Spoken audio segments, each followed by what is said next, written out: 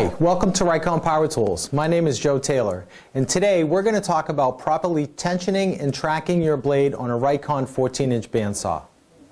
Okay, let's get started. So the RIKON bandsaw has two doors, a hinge door on the guide post, and then it also has a leveling bar underneath the table to provide ample support to make sure your table's level. So before we go to change the blade, what you want to make sure of is that you have a good pair of gloves, because changing the blades, you don't want to cut your hands, so you want to have them ready and available. So we're going to open up the top door.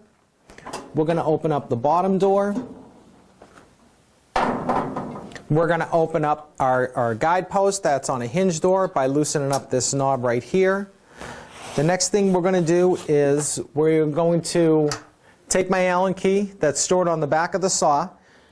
We're going to loosen up the leveling bar, okay, and we're going to slide that out of the way. You notice that has a notch, so it's very easy to slide in and out of the way. We'll set that wrench down. Next thing we're going to do is we're going to make sure that we back off all your bearings, both on the right and left side of the blade, both on the top and bottom.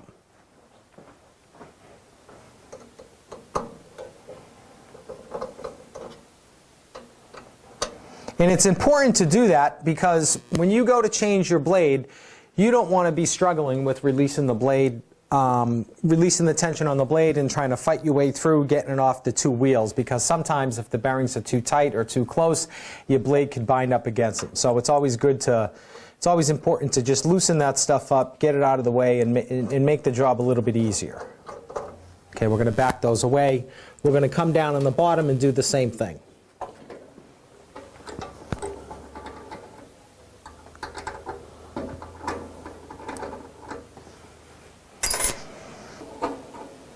Okay, so now that both the top and bottom bearings are backed away from the blade, what I'm going to do is come around to the back side and release the tension, which is going to release the pressure off the wheel as the top wheel drops down. What you want to make sure of is that you have a good pair of gloves, because the blades are sharp and you don't want to nick your hands. So I'm just going to put these on. Then I'm going to come inside here, and with two hands I'm going to slide the blade off the wheel. And you want to be careful, because if you notice on the side and on the door, you want to be able to slide the blade through this channel that's here and around the door. That's why it's important to wear gloves. Okay, now I have my new blade. It's very important that when you set up your new blade that the teeth are pointed in the right direction. You always want the teeth to be pointing down on the saw. Sometimes the bands will come in, flip backwards, and when you go to put the blade on, the teeth are in the wrong direction. So you just want to make sure of that. So now what I'm going to do is come over to the saw, okay? I'm going to slide it in the slot that's on the table. And I'm going to sit it on the top wheel as best as I can and easily guide my blade into that channel that's over here on the right hand side. I'm going to slide this back.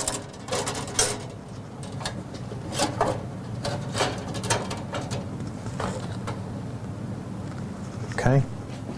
I'm going to come down here.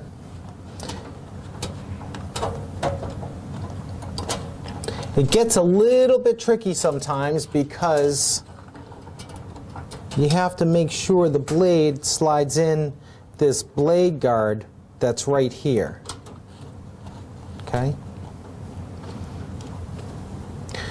So now that I have the blade on both wheels, what I want to do is come over to the back side of the blade, lock my quick release tension back in place where I have some tension on the blade, inspect to make sure that my bottom bearings and my top bearings, especially the thrust bearing in the back, are not interfering with the blade.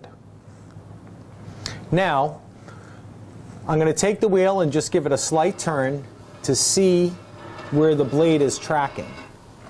Now, when you're setting up your blade, you want to make sure that you center the blade on the center of the wheel, and this is all done by eye. If the blade looks to be tracking to the front or back, on the back of the saw, there's a tracking knob that you're going to be able to loosen, and then adjust, pivoting the top wheel front to back to properly track the blade centered on the wheel. So I'm just going to go through that process real quick right now. So as I'm spinning the wheel, I can see that I'm a little bit off, so I'm going to make a slight adjustment to pull that blade back into the center of the wheel. Okay, that looks pretty good. I check the top, I check the bottom, I do the same thing, and everything looks good. Now, the next thing I'm going to do is I want to make sure that I have proper tension on the blade. So with all the bearings backed away, I'm going to take the blade guard and I'm going to lower this down, and I'm going to sit my hand on the table because that's about the right height. I'm going to just lower the blade guard down till I have it sit right above my hand. Okay? Once that's in place, I'm going to take this and just push this with my finger, and you want less than 3/16 tension on the blade. If it feels a little bit loose, simply come on the top, and this is your tensioning knob right here. And what that's going to do is tighten up the wheel against the blade. So I'm going to turn this a little bit so that I can get a little bit more tension. Now, because I can't get a very good feel, I'm going to take off my glove just to see how much tension I have.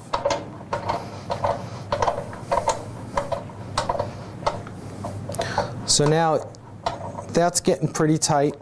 I'm going to give it one more turn, and I think I'm there. What's important, as we mentioned earlier, in regards to having the bearings set away from the blade, if I don't pull those bearings away from the blade when I'm changing, what happens is if I go to check the tension of the blade, I really won't get a true feeling on how that blade's tensioned. Now that that's completed, I have the saw tracked. It's in the right position both on the top and bottom wheel. I want to come and set my bearings. So I'm going to take my Allen key, and like we did before, where we loosened up our bearings and we have fine-tune adjustments on our bearings to pull the bearings in tight with the blade. One of the things you want to make sure of is when you set this up, you don't want your bearings touching the blade. They're just there for guide purposes so that your blades can cut, so that your cuts could be straight. So a good rule of thumb is taking a dollar bill, placing it in between the bearing and the blade, pressing the bearing up against the blade and just slightly backing it off. Then you're going to take your Allen key and then you're going to tighten that up. So that's for the left side. I'm going to repeat the process, do that on the right side, and I'm also going to do it on this thrust bearing on the back.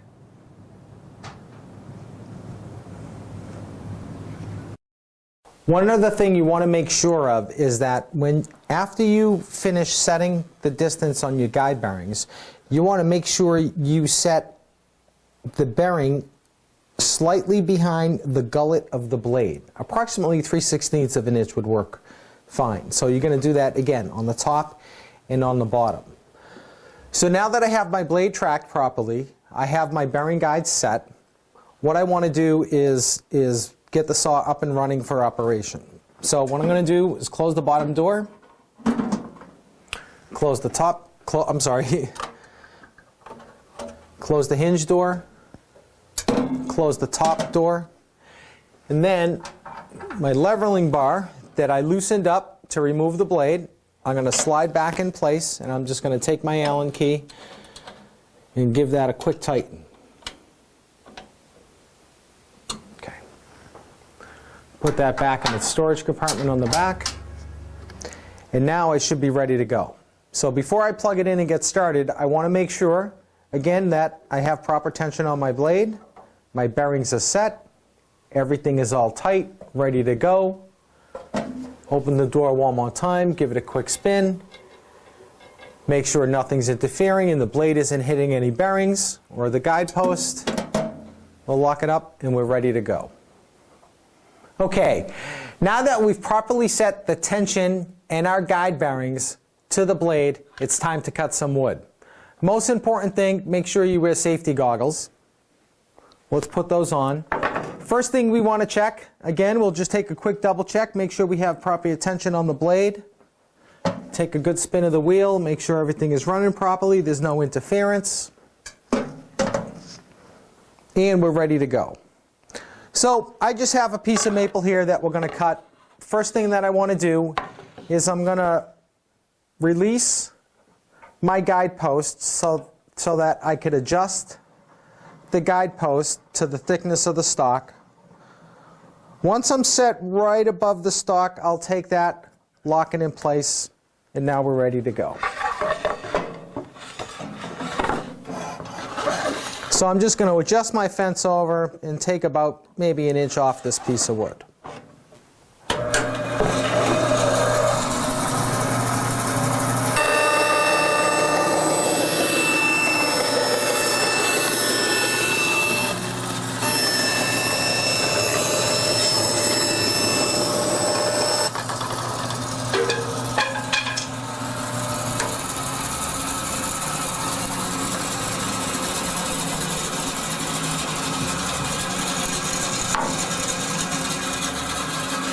Thank you. I hope this information was helpful. For additional information, please visit our website at www.rikontools.com.